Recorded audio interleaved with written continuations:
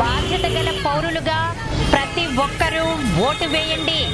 బాధ్యత గల పౌరులుగా ప్రతి ఒక్కరూ ఓటు వేయండి. డబ్బుకి మద్యానికి ఓటు అమ్ముకోవద్దు. డబ్బుకి మద్యానికి ఓటు అమ్ముకోవద్దు.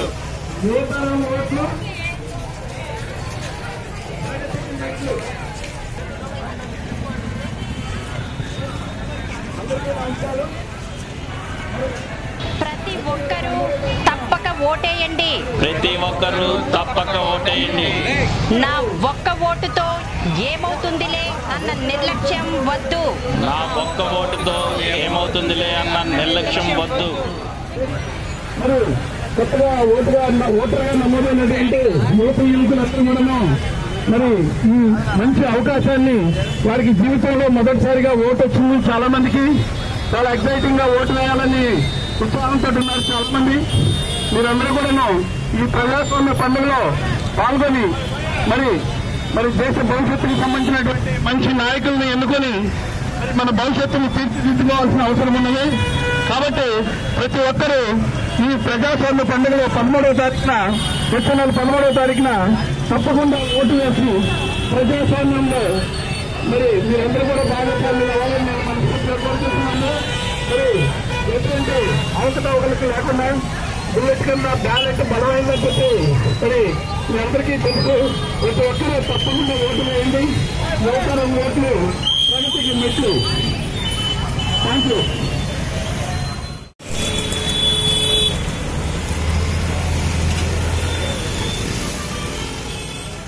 మీ ఓటే ప్రజాస్వామికానికి బలం. మీ ఓటే ప్రజాస్వామికానికి బలం. నిర్లిప్తత వదలండి. ఓటు వేసి మీ బాధ్యతని నెరవేర్చండి. నిర్లిప్తత వదలండి.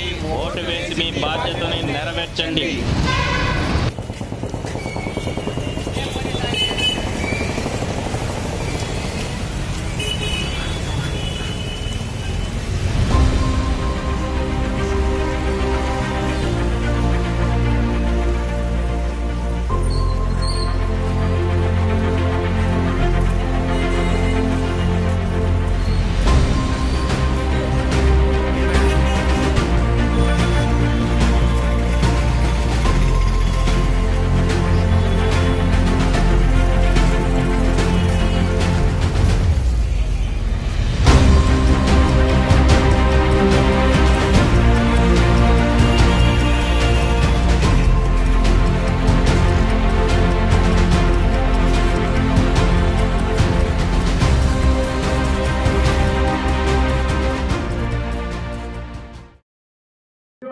Speech and a systematic voters education and electoral participation program ఇదన్నమాట.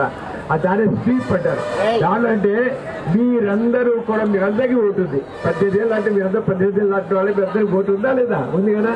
మీరందరూ ఓటు వేయకుండా ఇవాళ మీకు చెప్పాల్సిందంటే కలెక్టర్ గారు 85% ఓటింగ్ అయ్యి తీరాలని అనుకున్నారు. 85%. అయితే ఏం సైతం అంటూ మీరందరూ కూడా ఆ కార్యక్రమంలో భాగస్వామి చెంద కార్యక్రమం. రేపు ఎలక్షన్స్ ముందు రోజు ఇంకా మొదటి నుంచి వాళ్ళకి మీ వీధిలో ప్రతి ఒక్క మీరందరూ తలకు అనేక వీధుల్లో ఉన్నారు, అనేక పేటల్లో ఉన్నారు. మీరందరూ వెళ్ళి మీ వీధిలో ఉన్న వాళ్ళకి ఒక్కరికి మీరు ఓటు వేయాలి.